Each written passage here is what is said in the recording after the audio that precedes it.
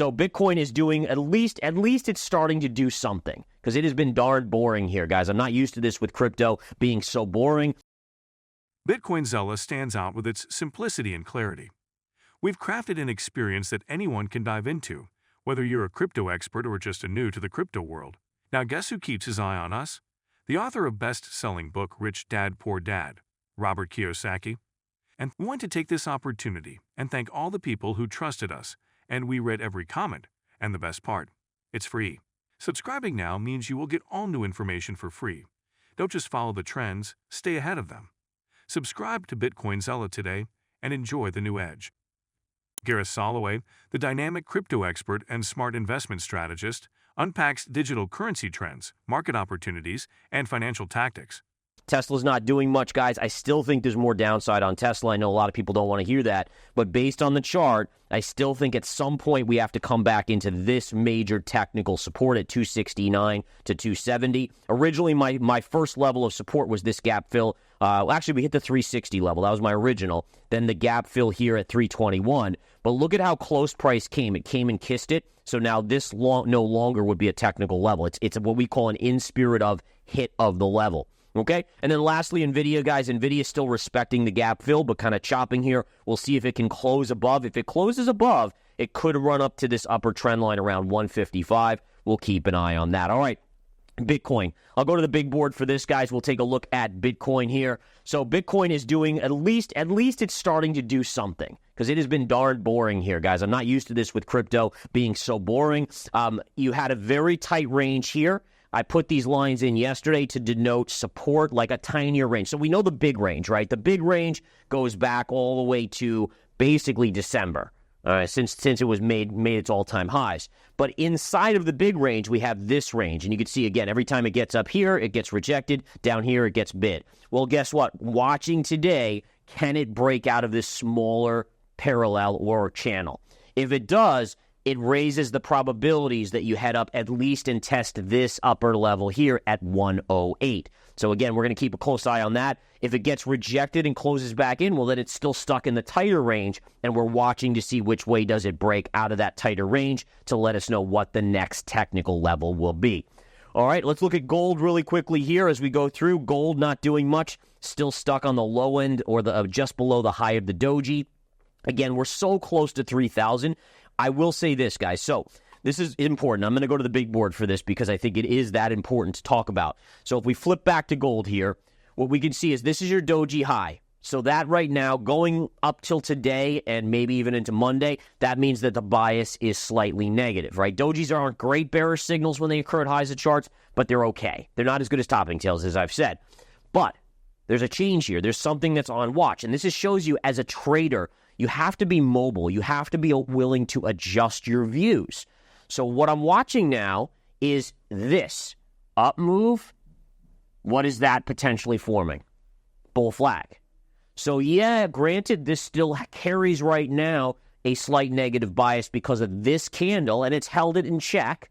But because of this, now you're starting to get bullish consolidation, which would then adjust the probabilities, right? So if you, let's say it was a 55% chance of downside with the doji high there versus 45 up, if you get a bull flag, it might flip that to 55 favoring the upside to 3,000 versus 45 to the downside, even if the doji high is not taken out. These little nuances, guys, it doesn't come overnight.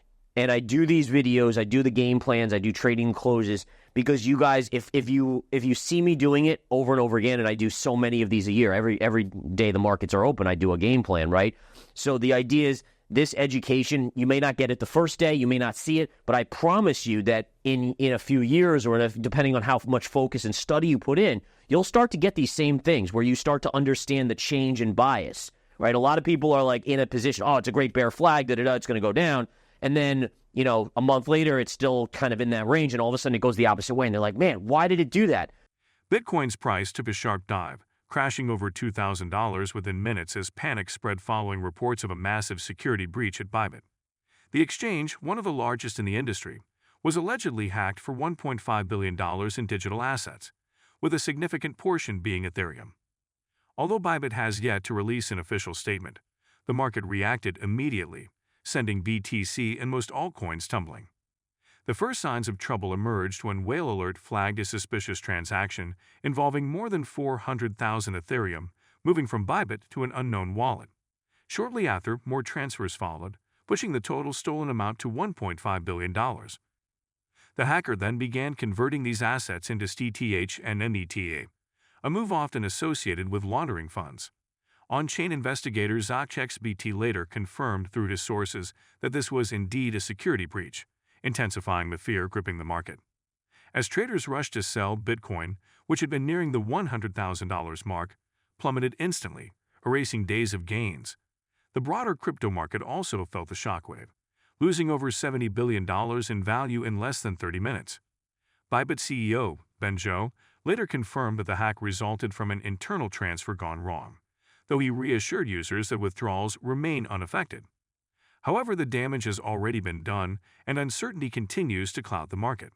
And what we're seeing here today is a gentle float. Now, listen, the market's kind of been wishy-washy this week. Yesterday, you could see, again, we had this nice drop to the downside that was on the back of Walmart earnings. And the reason why Walmart earnings affected the markets as much as they did is because it's about the consumer, right? We know that the engine of the U.S. economy is all about consumer spending. And so we saw the higher-end retailers kind of doing all right because people are still making a lot of money, or they have been because of the wealth effect. But then a lot of people that were kind of in the mid-range, they started to rotate down towards Walmart. So Walmart was a big recipient. But now all of a sudden we're seeing Walmart starting to warn on revenue going forward. And so the markets came in initially yesterday, but you can see what happened. The buy the dippers are still very much alive, and what we saw is, again, the markets gently floating up into the end of the day. So when all was said and done yesterday, we did have a slight downside move in the market, but it wasn't crazy by any means, right? So now in the overnight, we saw sideways chop with a slight upside bias, and that's where we're starting today. Right now, S&P futures up about 5 to 7 points. And again, just going back to the daily chart, you say, okay, did the market favor a massive sell-off yesterday where we went and closed at the lows of the day and broke back down? Or was the chart telling us that we might hold this level for now? And the answer is it was telling us we might hold, right? So until proven otherwise, and that's the key to technical trading, is that you have to make the market prove itself before you change your bias. So again, it was proving itself here. We had our high in December. We had our high here in January, and we got rejected. So it hadn't proved itself. It was still a rejected market, rejected market, rejected market. Here it closed above, and there it confirmed. And again, what confirmation means, the confirmation signal, it means that now this becomes major support, and the bias, whether it's just by a little bit or a lot, it now favors neutral to upside in the near term. All right, now if it ever confirms back below this line, we would call that a failed breakout, and failed breakouts are actually huge in technical analysis. It can often be the start of a much bigger move to the downside because, again, it kind of fools everyone one way and then flips the script. But right now, neutral to upside is what you're looking for on the S&P 500, and that's where the markets are trending at this time. Now, the NASDAQ 100 is still stalled at double top, right? So you have your pivot from December, just like the S&P. The difference is the S&P has confirmed above that high, the NASDAQ 100 has not. So again, it does show a little relative weakness in the NASDAQ. NASDAQ was down slightly yesterday, and as of today, it is up slightly. We're going to watch this level right here, right around 540 on the QQQ, which is the NASDAQ 100 tracking ETF. Ethereum's price has taken a sharp hit, sliding over 5% in the past 24 hours to hover around $2,700. Investors are growing anxious as multiple factors drive the decline, with the most significant being the recent Bybit hack, which saw a staggering $1.5 billion worth of Ethereum stolen. The breach, reportedly linked to the notorious Lazarus Group, has raised concerns that the stolen assets will soon flood the market, increasing sell pressure and driving prices even lower. The situation has been further complicated by growing speculation that the Ethereum Foundation might consider rolling back the blockchain to undo the effects of the hack. This possibility has sparked heated debates across the crypto community, with some arguing that reversing transactions could undermine Ethereum's credibility as an immutable and decentralized network. The last time Ethereum attempted such a rollback was in 2016 after the infamous TAO hack, which led to the creation of Ethereum Classic, ETC.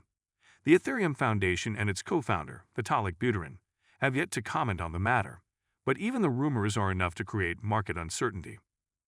Adding to the bearish outlook is a troubling technical pattern forming on Ethereum's price charts. Analysts have identified a bear pennant, a classic continuation pattern that suggests further downside is likely. If this pattern plays out, Ethereum could be on track for a drop to around $1,953, representing a potential 28% decline.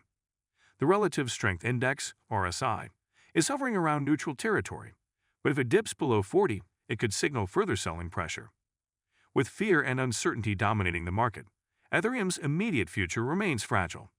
Traders are closely watching whether the Ethereum Foundation will intervene and how the market absorbs the impact of the Bybit hack.